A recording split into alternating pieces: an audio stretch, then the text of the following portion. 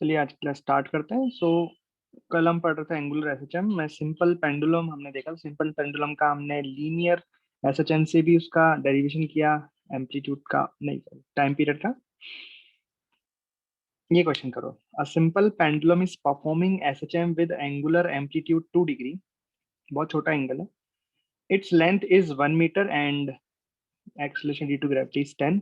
Find maximum linear speed of the pendulum during SHM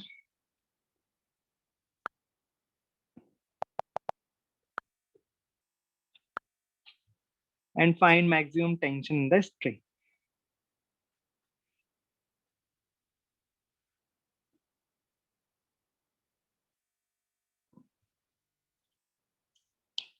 बताइए कैसे करें।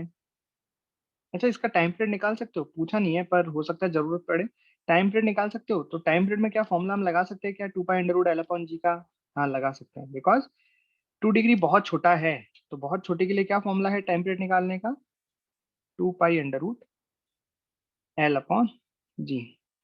कितना आ रहा है बताइए, टाइम पीरियड कितना आ रहा है? लेंथ कितनी है? 1 मीटर एंड जी कितना है? 10। तो ये कितना आ गया? लग इसको सॉल्व नहीं, ये आ गया 2 पाई अंडर रूट 10 के बराबर आ गया है ना। अच्छा, एंगुलर स्पीड निकाल लें क्या? एंगुलर स्पीड कितनी आ रही है? तो एंगुलर फ्रीक्वेंसी कितनी आ रही है? एंगुलर फ्रीक्वेंसी कितनी होती है? Under root G upon L। तो एंगुलर फ्रीक्वेंसी कितनी है? 10।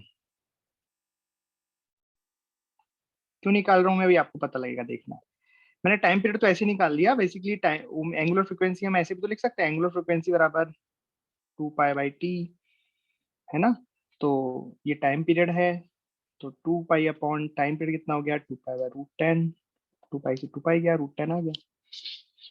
चलिए अब फर्स्ट क्वेश्चन पे आते हैं हमारे। Maximum linear speed of the pendulum during SHM. तो एसएचएम के दौरान इसकी मैक्सिमम स्पीड क्या होगी? तो यहाँ पे कौन सा एसएचएम हो रहा है? एंगुलर एसएचएम हो रहा है। तो जरा याद करो, अगर ये लीनियर एसएचएम होता, अगर ये लीनियर एसएचएम होता तो मैक्सिमम स्पीड हम क्या लिखते बताओ? अगर लीनियर एसएचएम होता तो लीनियर एसएचएम में मैक्सिमम स्पीड क्या होती है? कोई बताएगा? वी मैक्सिमम कितनी होती है? ए ओमेगा। वेरी गुड, ए ओमेगा। राइट, वेलोसिटी मैक्सिमम होती है ए ओमेगा। बट ये क्या है? एंगुलर एसएचएम है। तो हम कंपेयर करते हैं कि एंगुलर एसएचएम में मैक्सिमम वेलोसिटी, है ना। देखो, एंगुलर एसएचएम में इन्होंने maximum linear velocity of the pendulum पूछी है, लेकिन सोचो कि जब पेंडुलम इस तरीके से, सपोज यहाँ पे 2 डिग्री में, ये 2 डिग्री का एंगल मैंने बना दिया, तो ये यहाँ से यहाँ तक इस तरीके से, ये इसका एम्पलीट्यूड है 2 डिग्री। यस, एंगुलर एसएचएम कर रहा है। तो यहाँ पे जो हम वो लिखते हैं, टॉर्क की इक्वेशन लिखते हैं, फोर्स नहीं लिखते हैं, यहाँ पे टॉर्क लिखते हैं ना, -k थीटा। तो जो एक्सेलरेशन आता है वो कितना आता है? -k/I into theta. राइट। ये एक्सेलरेशन कौन सा होता है? एंगुलर एक्सेलरेशन होता है, अल्फा होता है ना ये।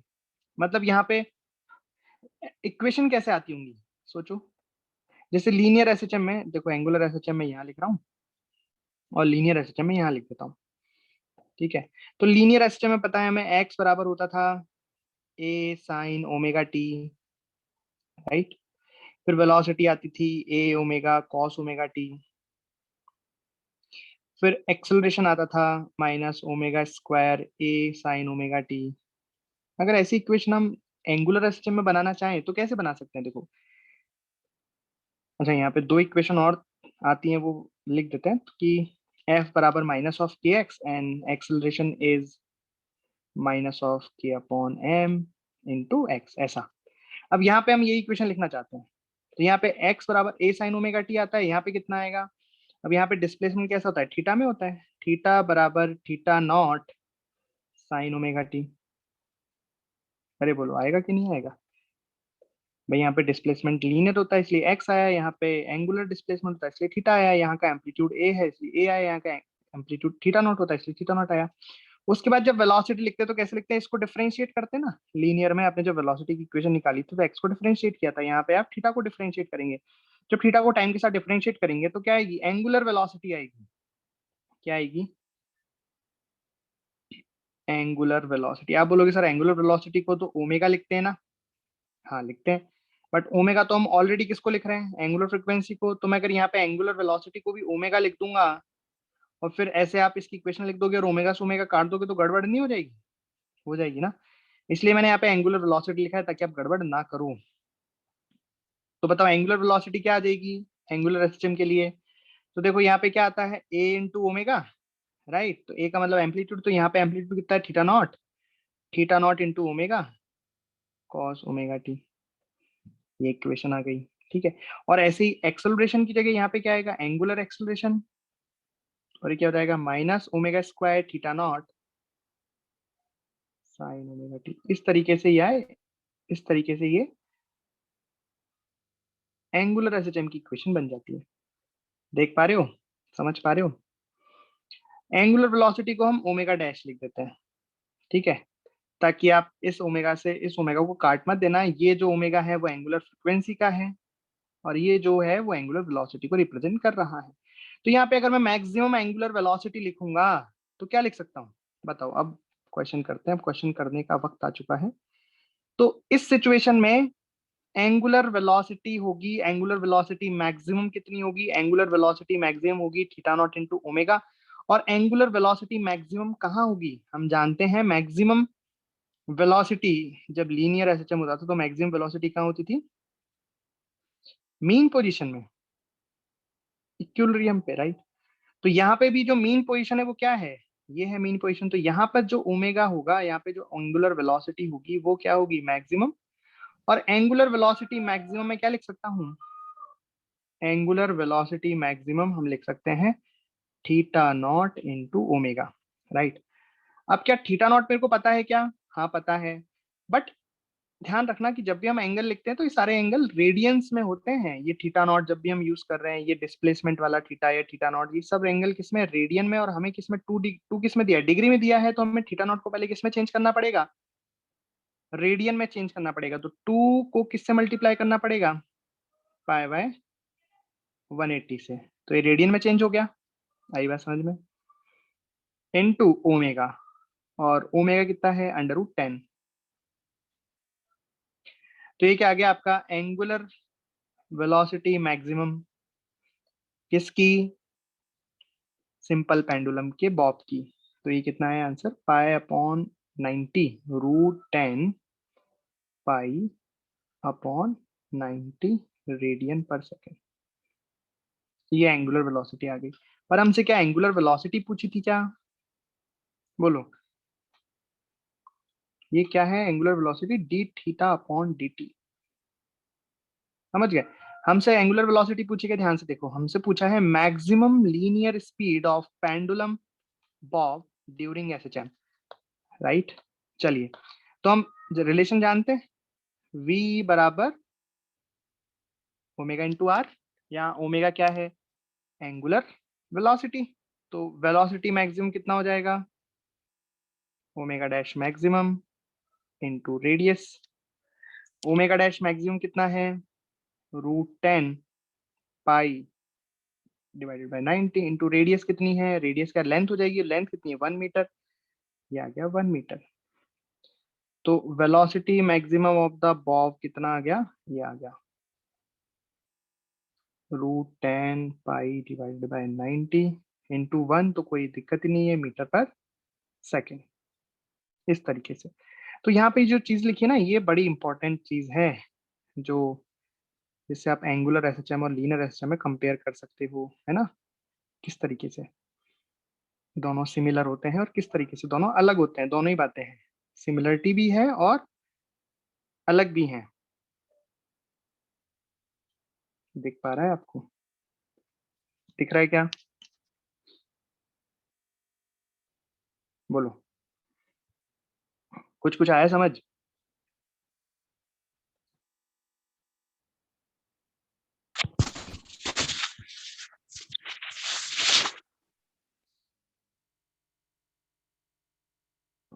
चलिए आगे चलें, अगला सवाल आप करके दिखाओ। नेक्स्ट क्वेश्चन क्या है, find maximum tension in the string. वो आपको करना है, दिमाग लगाना है कि मैक्सिमम टेंशन कैसे निकाले। करो।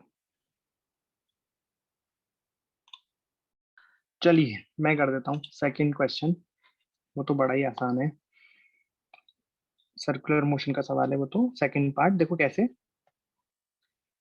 तो यहाँ पे ऐसे सिंपल पेंडुलम है, तो मैक्सिमम टेंशन कहाँ आएगा पहले तो ये समझो।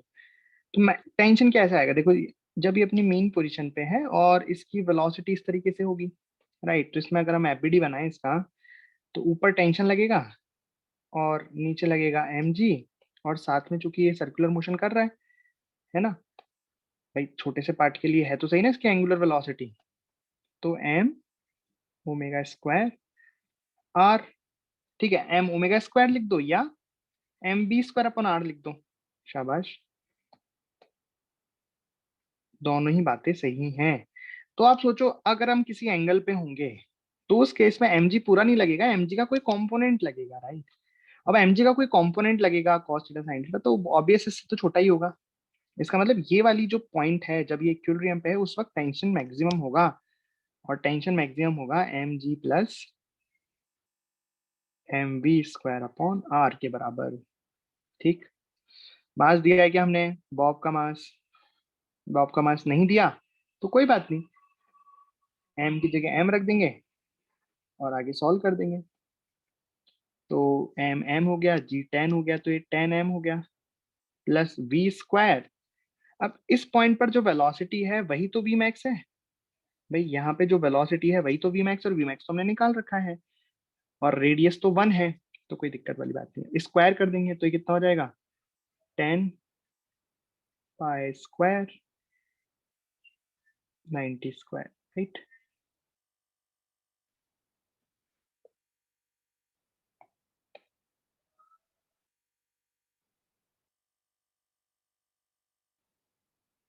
ठीक है, ये टेंशन आ गया, मैक्सिमम टेंशन। मैक्सिमम टेंशन कहाँ होगा, इस जगह पे होगा, ये सोच के बताया हमने।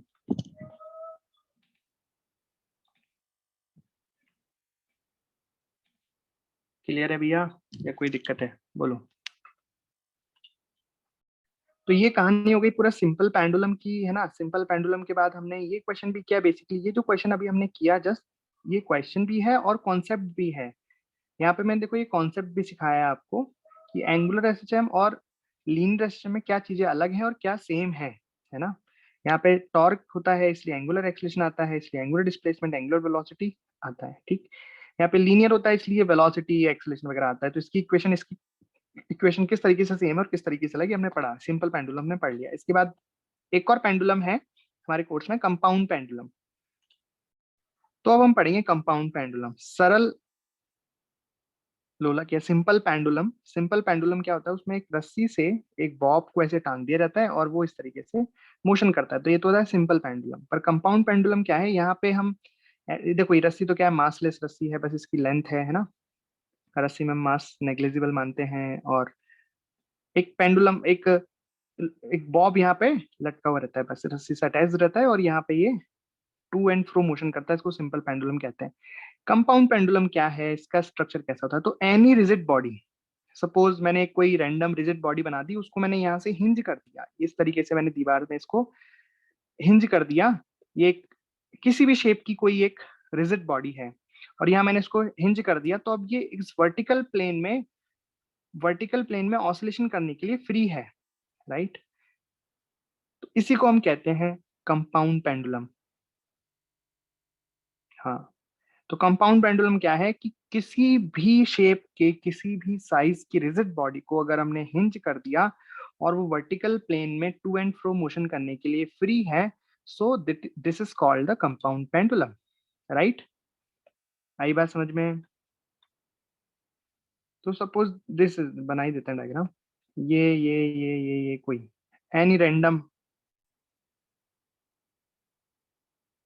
ये मैंने हिंज कर दिया इसको यहाँ से, ठीक है। और ये वर्टिकल प्लेन में टू एंड फ्रो मोशन करने के लिए फ्री है, so this is called compound pendulum, ठीक है। अब इसकी टाइम पीरियड, इसको इसका टाइम पीरियड कैसे निकालते हैं वो देखते हैं। ओके, तो टाइम पीरियड फाइंड करते हैं इसका। So suppose this is the this is any rigid body and it is hinged from here. यहाँ पे ये हिंज्ड है ना। हिंज का मतलब समझते हैं, यहाँ पे हमने इसको कील गाड़ दी इसके अंदर, ठीक। और इस रिजिड बॉडी का सेंटर ऑफ मास सपोज यहाँ कहीं है। इस रिजिड बॉडी का सेंटर ऑफ मास सपोज यहाँ कहीं है। तो हिंज और सेंटर ऑफ मास के बीच की जो डिस्टेंस है, हिंज पॉइंट और सेंटर ऑफ मास के बीच की जो डिस्टेंस है, दैट इज एल। समझ में आया आपको? हिंज पॉइंट का मतलब है जहाँ पे कील ठुकी हुई है। सेंटर ऑफ मास आप जानते हो क्या होता है, दोनों के बीच की डिस्टेंस सपोज एल है।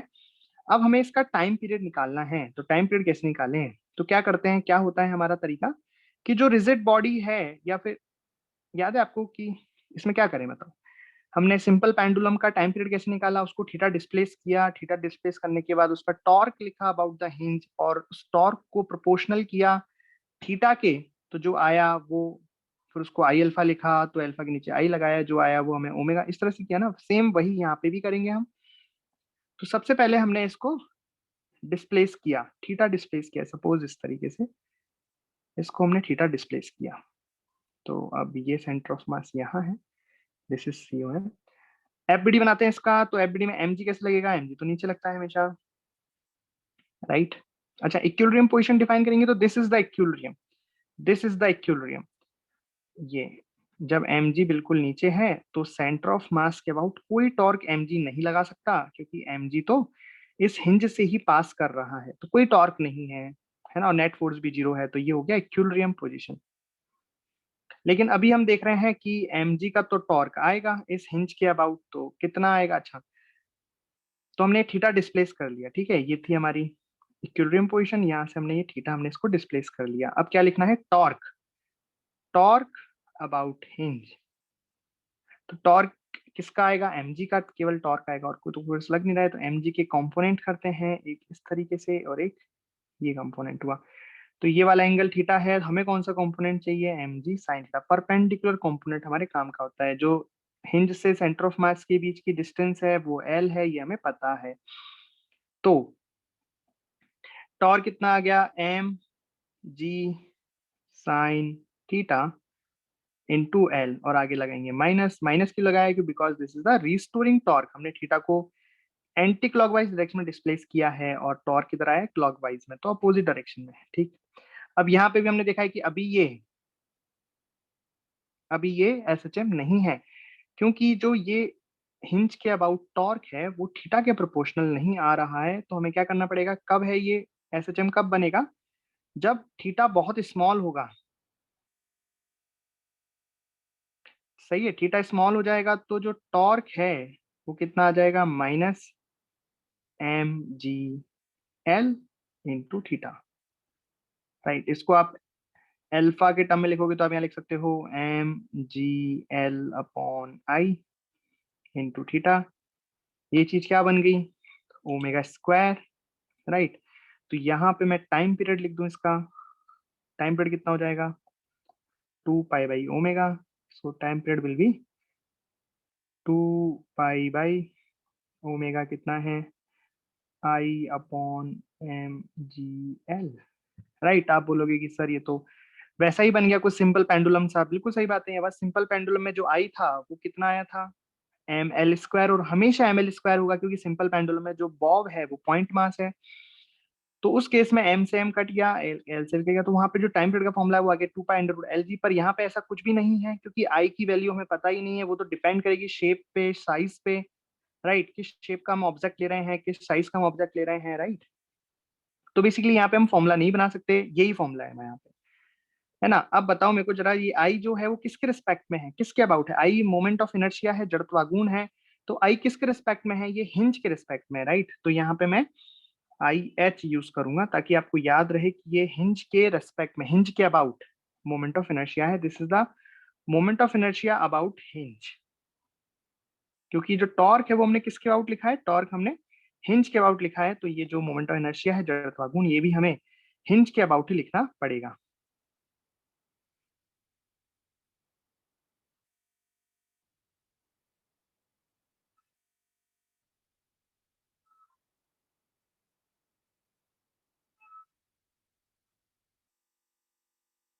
ठीक, और ये जो लेंथ L है, ये लेंथ L क्या है? ये लेंथ L क्या है बताइए? Distance between hinge and the centre of mass, right? ये भी लिख देते हैं अपन, distance between hinge and centre of mass. m क्या है? Mass of the object. g क्या है? Normal gravity, right? किसी को डाउट यहां तक? So this is the ring, इसका मास m है, रेडियस r है, यहाँ से हिंज्ड है। आपको इसका टाइम पीरियड बताना है। ये अपने प्लेन में ऑसिलेट कर रही है इस तरीके से। कैसे ऑसिलेट करेगी बताओ? अगर ये रिंग है और यहाँ से मैंने इसको हिंज कर दिया तो इसका ऑसिलेशन कैसे होगा? ऐसे ही होगा। ओके, तो इसका टाइम पीरियड कितना होगा? तो टाइम पीरियड का फॉर्मूला लिखें पहले। टाइम पीरियड का फॉर्मूला क्या है? सबसे पहले तो पहचानो ये कौन सा पेंडुलम है। सिंपल पेंडुलम है क्या ये? नहीं, ये तो कंपाउंड पेंडुलम है। दो ही पेंडुलम हमारे मेनली हमारे कोर्स में दो ही पेंडुलम है। तो क्या सिंपल पेंडुलम है? नहीं। क्या कंपाउंड पेंडुलम है? यस। ओके, तो कंपाउंड पेंडुलम में टाइम पीरियड का फॉर्मूला क्या होता है? जल्दी से याद करो, 2 pi under root moment of inertia about hinge divided by M G L. और एल क्या है? Distance between hinge and the centre of mass. Okay, तो यहाँ पे सेंटर ऑफ मास क्या है? This is the centre of mass. Hinge क्या है? ये हिंज है। तो सबसे पहले हिंज के अबाउट मोमेंट ऑफ इनर्शिया निकालो जल्दी से। हिंज के अबाउट मोमेंट ऑफ इनर्शिया निकालो जल्दी से। तो हिंज इस तरीके से ना, यूं ऐसे अंदर जा रही है एक्सिस, तो इसके पैरेलल सेंटर ऑफ मास से जाने वाली एक्सिस के अबाउट मोमेंट ऑफ इनर्शिया कितना होता है? mr²। तो पैरेलल एक्सिस थ्योरम हमने लगाई, mr² प्लस mr² कितना हुआ? 2mr²। कर दें पुट?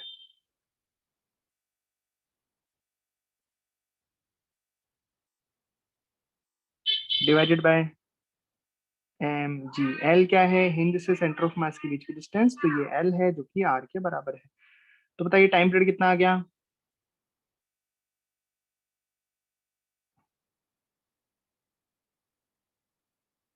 ये आंसर आ गया, राइट? Any doubt? सो इसी का पार्ट समझ लो, यही सब कुछ सेम है, यहीं से ये हिंज्ड है और रिंग है। If this ring behaves as a second pendulum, second pendulum, है ना? यहाँ पे कुछ भी सवाल बन सकता है। अभी मैंने रिंग का पूछा है तो रिंग का ही मैंने सेकंड पार्ट पूछ लिया। यहाँ पे अगर डिस्क होती तो डिस्क के लिए पूछा था, किसी के लिए भी बन सकता है। तो आपको यहाँ पे रिंग की रेडियस बतानी है। अगर ये एक सेकंड पेंडुलम की तरह बिहेव कर रहा है तो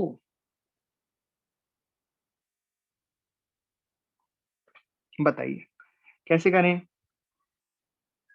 तो हम जानते हैं सेकंड पेंडुलम का मतलब, सेकंड पेंडुलम का टाइम पीरियड कितना होता है? 2 सेकेंड। तो यहाँ पे जो इसका टाइम पीरियड निकल के आया उसको 2 के बराबर कर दो, है ना? सेकंड पेंडुलम मतलब जिसका टाइम पीरियड हो गया 2 सेकेंड। तो यहाँ पे टी की जगह 2 रख देते हैं और इसको सॉल्व कर देते हैं।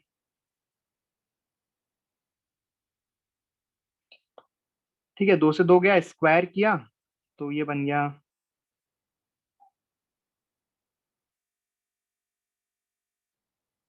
राइट? जी से जी गया तो आर बराबर कितना आ गया? 0.5 मीटर।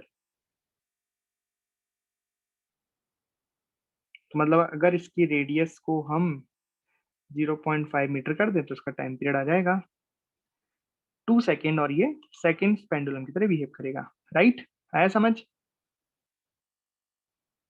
कोई डाउट किसी को?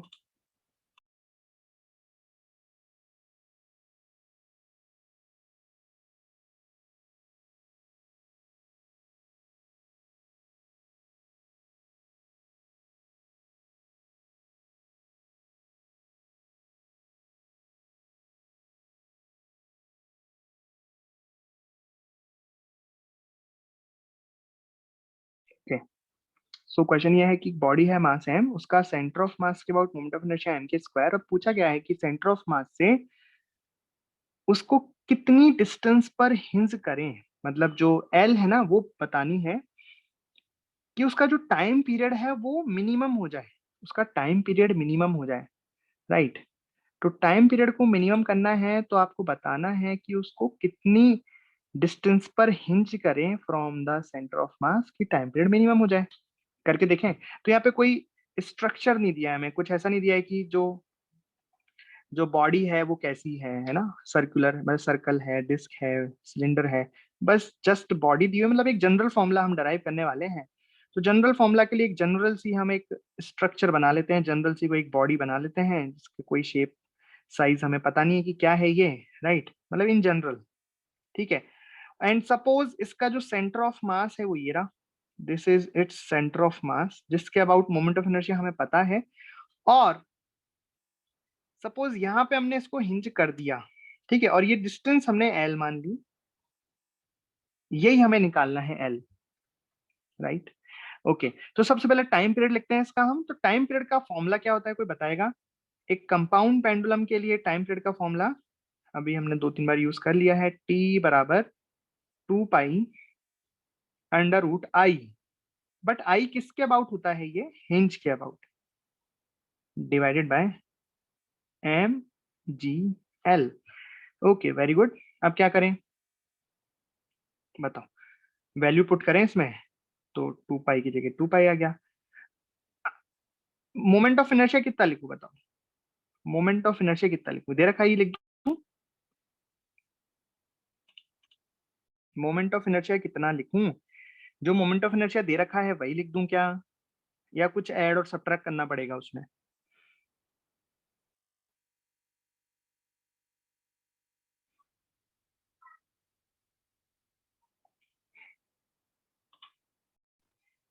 आई एच होगा M K square plus M L square, right. I H का मतलब होता है, मतलब आई एच किसके लिए लिख रहे हैं हम, moment of inertia about the hinge, और हमें सेंटर ऑफ मास के अबाउट दिया है मोमेंट ऑफ इनर्शिया, तो हम पैरेलल एक्सिस थ्योरम का यूज करके मोमेंट ऑफ इनर्शिया हिंज के आउट निकाल लेंगे, divided by M G L. Solve करो थोड़ा, क्या आ रहा है बताओ। एम तो गए सारे, तो टाइम पीरियड कितना निकल के आ रहा है, 2 पाई अंडर रूट, एम गए और एल से मैं डिवाइड कर देता हूँ, तो इधर बन रहा है K square plus L square divided by L divided by G, right. ऐसे ही बनेगा, लिख सकते हैं। अच्छा, यहां से मैं एक चीज देख रहा हूं कि अगर एल जीरो हो जाए, अगर एल जीरो हो जाए, एल जीरो का मतलब अगर हम जहां पे सेंटर ऑफ मास है उसी पॉइंट को हिंज कर दें, अगर सेंटर ऑफ मास को ही हिंज कर दें, यहीं पे हिंज करके हम ऐसे कील ठोक दें और इसको फिर एसएचएम कराएं, तो टाइम पीरियड कितना आ जाएगा, मैक्सिमम, यानी मैक्सिमम टाइम पीरियड कितना हो जाएगा यहाँ पे कोई बता सकता है? इन्फिनिटी। मतलब एल अगर जीरो हो जाए, एल अगर जीरो हो जाए, राइट, तो एल जीरो करके देखो कितना आ रहा है टाइम पीरियड एक बार।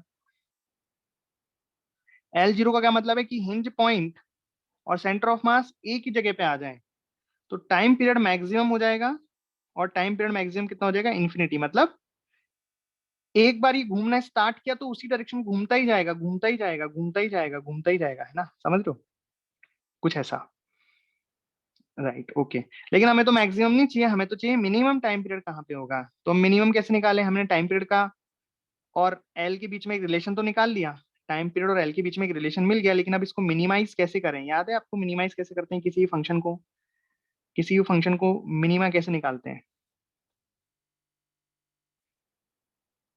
यस, हम जानते हैं, डिफरेंशिएशन करके ना।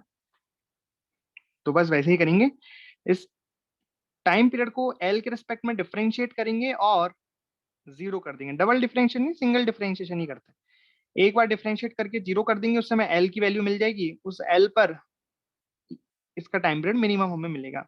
अच्छा, एक चीज और, उसको करने से पहले एक चीज और बता देता हूँ कि यहाँ पे अगर आप इसको कंपेयर करो, ये जो रिलेशन आया है यहाँ पे टाइम पीरियड का, ये किसका टाइम पीरियड है, ये टाइम पीरियड है किसी रिजिड बॉडी का। लेकिन इसको अगर कंपेयर करें हम सिंपल पेंडुलम से, सोचो यहाँ पे अगर इसको सिंपल पेंडुलम से हम कंपेयर करें,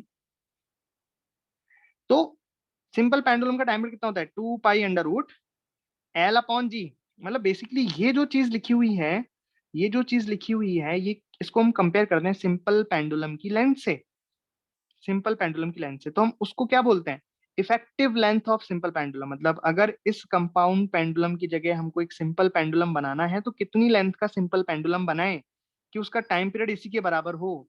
तो सिंपल हम इसको सिंपल पेंडुलम की लेंथ के बराबर कर देंगे। इसको मैं आगे नोट डाल के लिखवा दूंगा, अभी हम टी मिनिमम वाला काम कर लेते हैं यहाँ पे, ठीक। सो फॉर टी मिनिमम हमें निकालना है मिनिमम टाइम पीरियड, तो हम क्या करेंगे, डिफरेंशिएशन करेंगे dt अपॉन dl और उसको कर देंगे 0 के बराबर। आता है आपको डिफरेंशिएशन करना? बताइए भाई, ये वाला पार्ट तो कांस्टेंट है, अंदर वाले पार्ट का डिफरेंशिएशन करेंगे, उसमें भी g भी कांस्टेंट है, तो बेसिकली डिफरेंशिएशन हमें किसका करना है, अंडर रूट ऑफ के square plus L square upon L का। उसमें भी आप अंडर रूट का नहीं करना चाहते हो तो मत करो, केवल इतने पार्ट का डिफरेंशिएशन कर लो। डिफरेंशिएशन ऑफ दिस के square plus L square upon L का डिफरेंशिएशन कर लो, ठीक है। बोलो भाई, आप सोचो ध्यान से कि हमें टी को मिनिमम करना है ना, तो अगर टी को मिनिमम करना है तो 2 पाई तो कांस्टेंट है, जी भी कांस्टेंट है। अगर ये वाला टर्म मिनिमम हो जाए, अगर ये जो अंदर लिखा है ये वाला टर्म मिनिमम हो जाए तो काम आसान हो जाएगा ना, मजा आ जाएगा। बोलो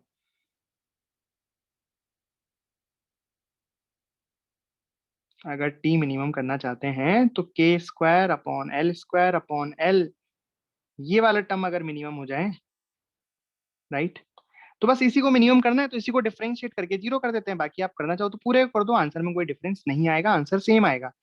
करो डिफरेंशिएशन।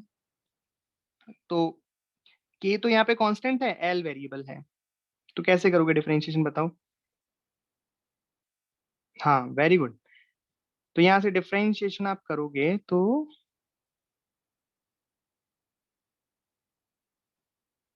राइट, एल बराबर क्या आएगा? ओके, तो हमने डिफरेंशिएट करके 0 किया, तो हमें यहाँ से रिलेशन, यहाँ से आंसर आया एल विल बी के व्हेन एल के बराबर होगा, ठीक है। व्हेन एल के बराबर होगा तब टी मिनिमम मिलेगा, राइट। तो एल को के बराबर रख दो, टी मिनिमम का फॉर्मूला निकाल लो। तो एल को के बराबर रखने पर तो यहाँ पे कितना हो जाएगा, ये तो के है ही, ये एल की जगह के स्क्वायर अपॉन के, तो ऊपर आ जाएगा 2 के स्क्वायर अपॉन के, तो आ जाएगा 2 के, तो ये हो जाएगा 2 पाई अंडर रूट 2 के अपॉन जी। ये टी मिनिमम, डायरेक्ट आपको क्वेश्चन आएगा कि टी मिनिमम निकालो, तो टी मिनिमम ये निकालना है। अब दिक्कत वाली बात ये है कि आपको के भी नहीं पता लगे कि के क्या है। कौन कौन बताया, कौन बताएगा के क्या है यहाँ पे, के क्या है यहाँ पे बताइए।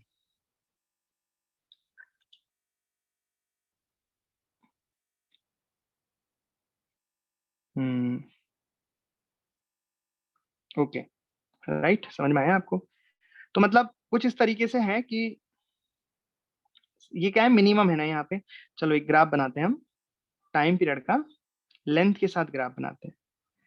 टाइम पीरियड का लेंथ के साथ, ये लेंथ कौन सी लेंथ है, distance between the centre of mass and the hinge point, उनके बीच में हम ग्राफ बनाते हैं, ठीक है।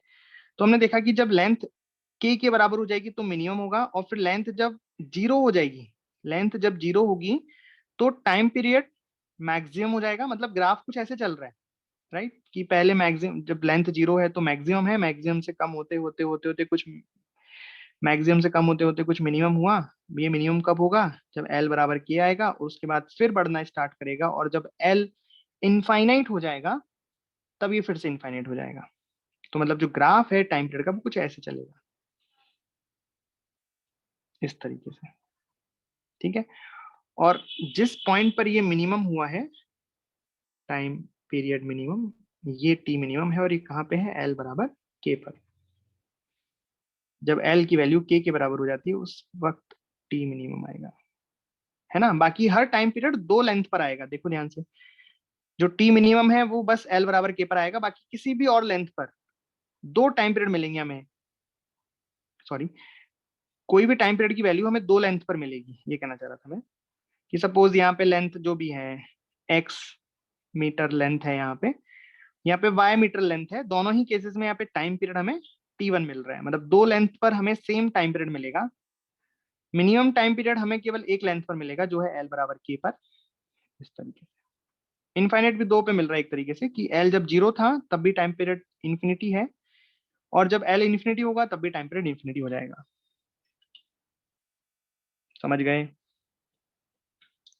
तो ये बात थोड़ी सी समझने की थी, और ये फॉर्मूला आपको समझने का है, ये याद रखना है ना।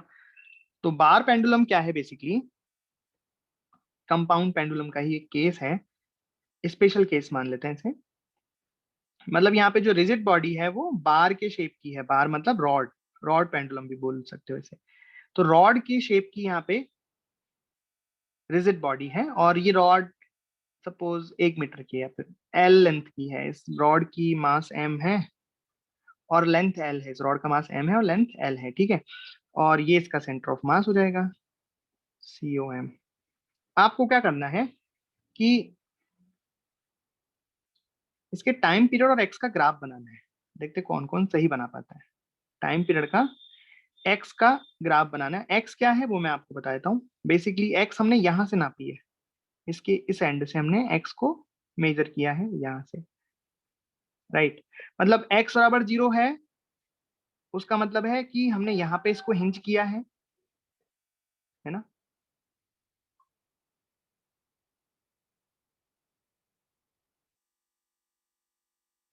ठीक है,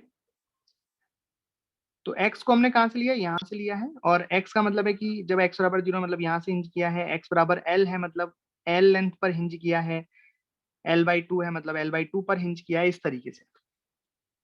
आया समझ?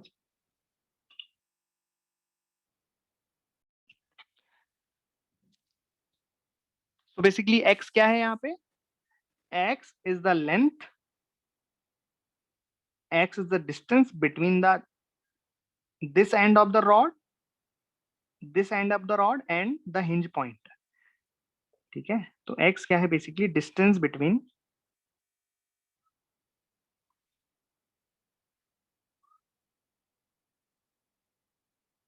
End of rod and hinge point. बनाइए, ग्राफ बना लीजिए जल्दी से।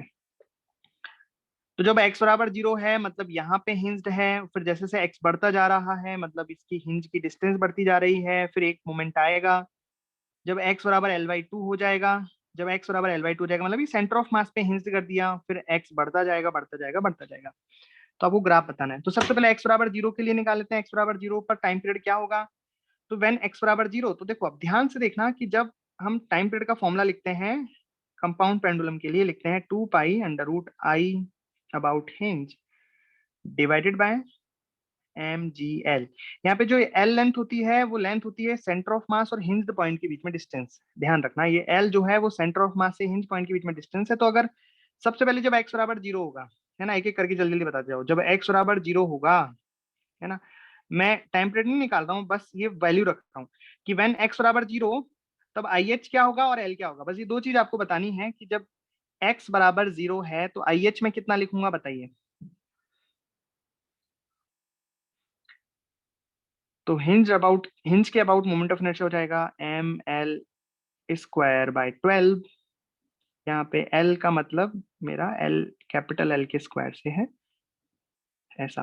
कैपिटल L क्या है? रॉड की लेंथ। तो जब x बराबर 0 है मतलब ये यहाँ पे हिंज्ड है, और इसके अबाउट मोमेंट ऑफ इनर्शिया होता है ml²/, एंड के अबाउट मोमेंट ऑफ इनर्शिया होता है ml²/3, राइट। ओके, सो इसके अबाउट मैंने लिखा जब x बराबर 0 है तब इसका मोमेंट ऑफ इनर्शिया ml²/3 हो जाएगा। एंड ये वाली l जो फॉर्मूले में l स्मॉल l रखेंगे हम, वो l स्मॉल l कितना हो जाएगा? स्मॉल l हो जाएगा capital L divided by 2 when x बराबर 0।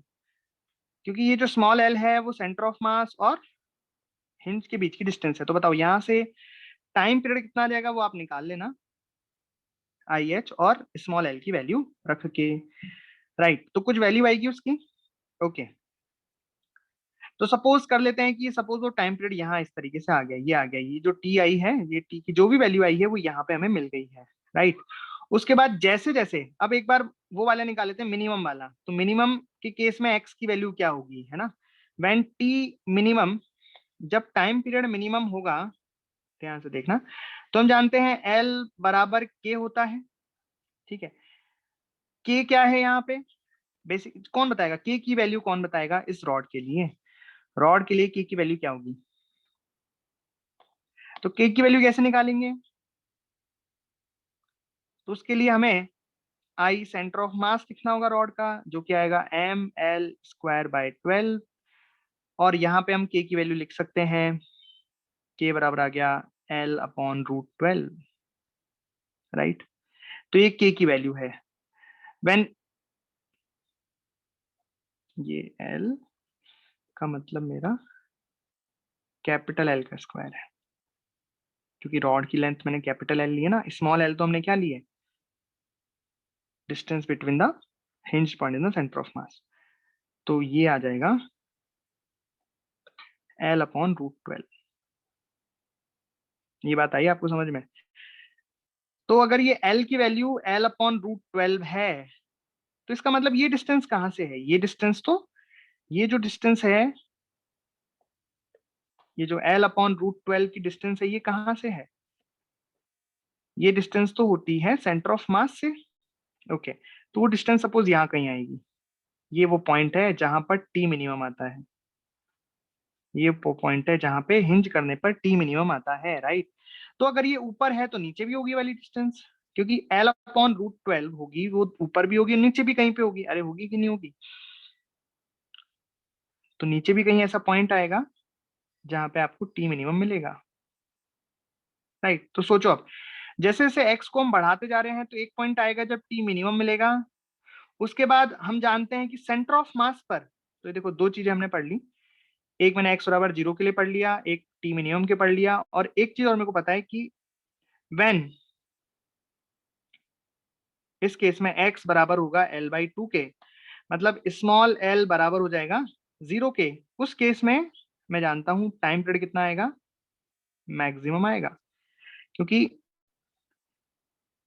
L बराबर 0 का मतलब क्या है कि हिंज पे ही, सेंटर ऑफ मास पे ही हमने हिंज कर दिया, उस केस में टाइम पीरियड मैक्सिमम आएगा, आएगा कि नहीं आएगा, बिल्कुल आएगा, ठीक। ओके, तो अब ग्राफ बनाते हैं फाइनली। तो ग्राफ कुछ ऐसे बनेगा, जब x 0 था, जब x 0 था, जब x 0 था तो टाइम पीरियड कुछ था, ये यहाँ पे ये लिखा मैंने टाइम पीरियड 2 पाई √IH की जगह ml²/3 डिवाइडेड बाय mg/L/2, ठीक है। जब x 0 था तो टाइम पीरियड ये था, तो टाइम पीरियड यहाँ से स्टार्ट हुआ और फिर वो मैक्सिमम हो गया, कब, जब x बराबर कितना हो गया आपका L/2 हो गया, कुछ इस तरीके से,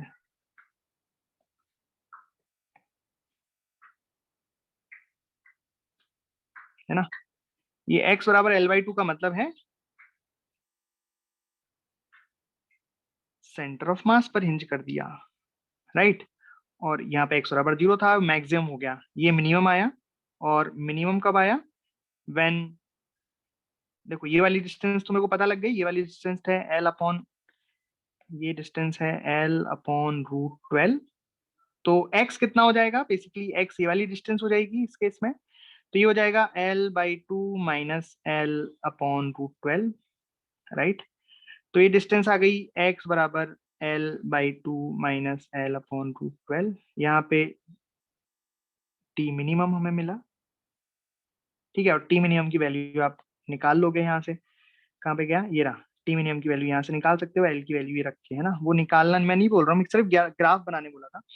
ओके, उसके बाद क्या होगा, उसके बाद एक्स फिर से बढ़ेगा, एक्स फिर से बढ़ेगा मतलब टाइम पीरियड फिर से कम होते होते मिनिमम तक पहुंचेगा, मतलब टाइम पीरियड फिर से कम होते होते मिनिमम तक पहुंचेगा, और व्हेन एक्स बिकम एल, जब एक्स एल बन जाएगा तो वापस से टाइम पीरियड यहाँ पे आ जाएगा, राइट। तो मतलब ग्राफ कुछ ऊपर से चल के और फिर से ऐसा हो जाएगा,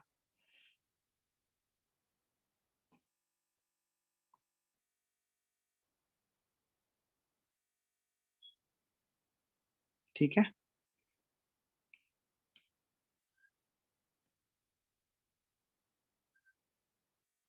ऐसा। तो मतलब वो फिर एक बार मिनिमम होगा और फिर यहाँ इसके बराबर आ जाएगा, यहाँ पे मैक्सिमम होगा, इस तरह से ग्राफ बनेगा, आया समझ, ये ग्राफ समझ में आया आपको। अच्छा ये वाली डिस्टेंस क्या होगी, ये वाली डिस्टेंस एक्स की डिस्टेंस मैं बता सकता हूँ ये वाली कितनी होगी। बेसिकली देखो यहाँ पे मिनिमम मिल रहा है तो ये वाली डिस्टेंस होगी l/2 प्लस l/√12। तो ये डिस्टेंस आएगी x बराबर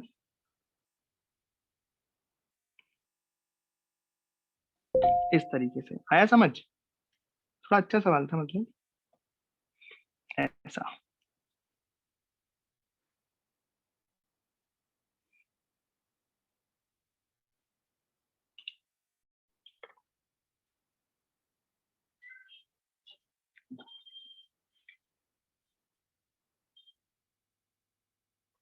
find out the angular frequency of, ठीक है, ये मास m और लेंथ l की एक रॉड है, मास m है इसका और लेंथ l है। ये स्प्रिंग कांस्टेंट भी k है, इसका स्प्रिंग कांस्टेंट भी k है। ये अलग सवाल है ना, वैसे कंपाउंड पेंडुलम जैसा नहीं है, मतलब ऐसा अपन डायरेक्टली फॉर्मूला नहीं लगा सकते। ये एक एंगुलर एसएचएम का क्वेश्चन है, इसमें आप वही टॉर्क लिख के और उस तरीके से आपको ये करना पड़ेगा, टॉर्क लिख के थीटा के प्रोपोर्शनल लाके और उस तरीके से। आया समझ? तो इसमें आपको एंगुलर फ्रीक्वेंसी निकालनी है।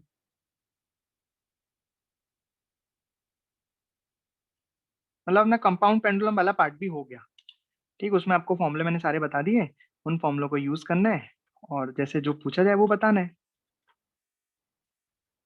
ठीक है। अभी कुछ एक अच्छा क्वेश्चन है जेई में आया हुआ है ऐसा कुछ, तो मैंने सोचा करा देता हूँ, तो करो इसे। तो सबसे पहले आपको समझ में आ गया कि ये एंगुलर एसएचएम का एग्जांपल है, बिल्कुल। कैसे? अगर आप इसमें हल्का सा डिस्प्लेस करके ऐसे छोड़ोगे तो ये इधर इधर इधर इधर ऐसे एसएचएम करेगा, तो यहाँ पे एंगल थीटा नॉट का एम्पलीट्यूड आएगा, राइट। तो वहां पे टाइम पीरियड निकालने का क्या फॉर्मूला हम यूज करते हैं, कैसा मेथड हम यूज करते हैं एंगुलर एसएचएम में? सबसे पहले इक्विलिब्रियम पोजीशन फाइंड करते हैं, सो दिस इज द इक्विलिब्रियम। फिर थीटा डिस्प्लेस करते हैं थीटा डिस्प्लेस, और थीटा डिस्प्लेस करने के बाद टॉर्क लिखते हैं, टॉर्क को थीटा के प्रोपोर्शनल लाते हैं और हमारा क्वेश्चन सॉल्व हो जाता है।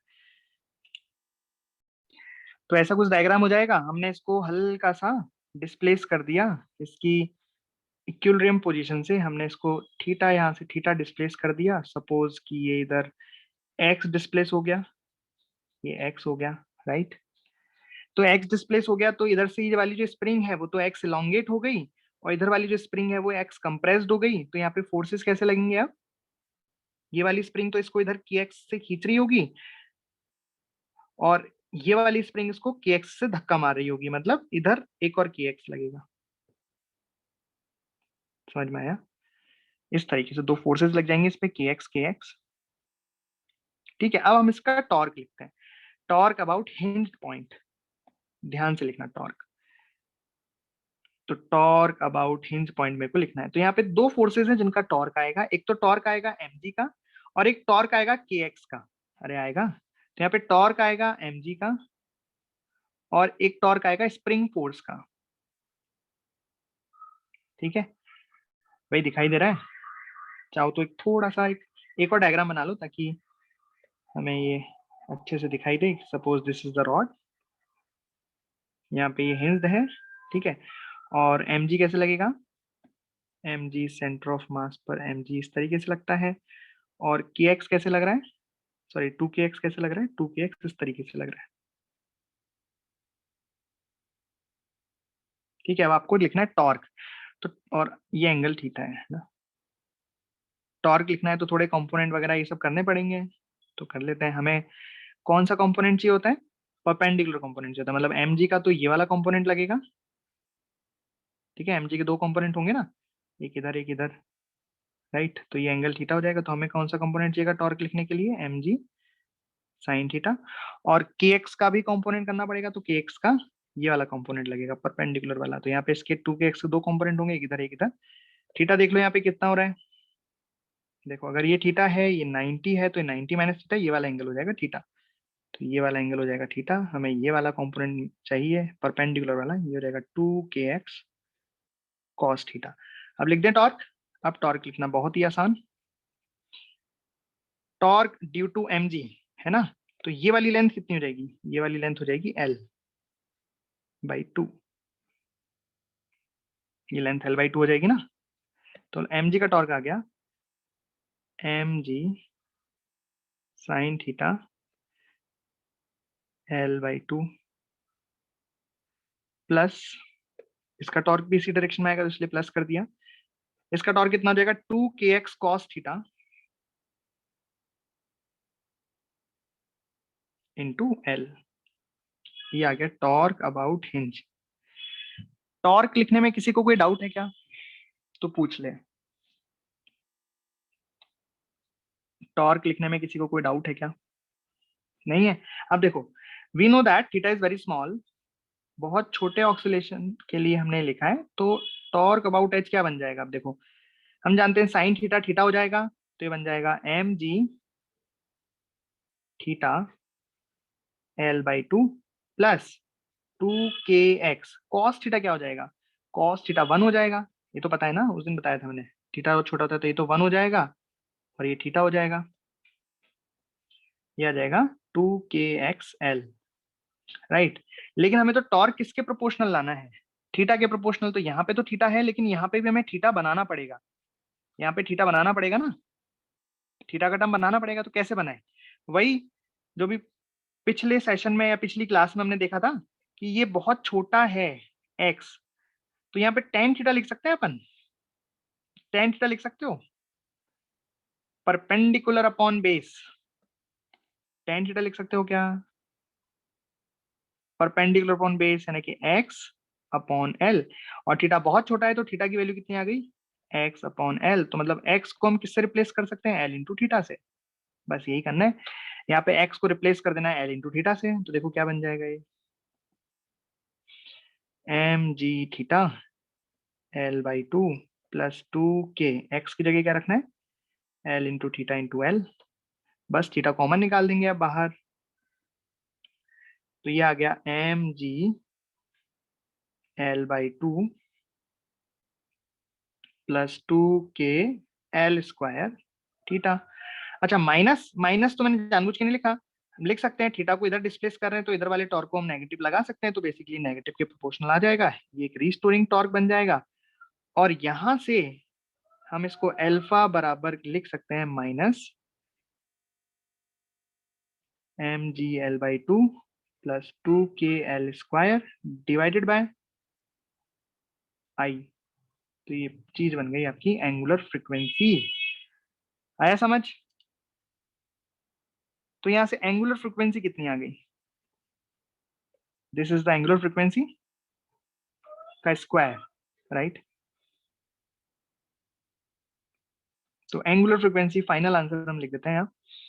सो angular frequency omega will be under root of, बड़ा सा अंडर रूट ऑफ, ऊपर आ जाएगा mg/2 प्लस 2k l², नीचे आ जाएगा मोमेंट ऑफ इनर्शिया। किसके about moment of inertia, hinge के अबाउट। कौन है ये, रॉड है, तो रॉड का हिंज के अबाउट मोमेंट ऑफ इनर्शिया ये भी हम जानते हैं ml²/3।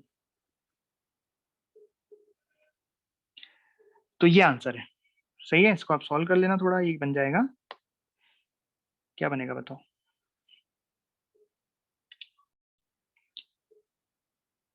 ऊपर से 2 आएगा, 3 ऊपर जाएगा,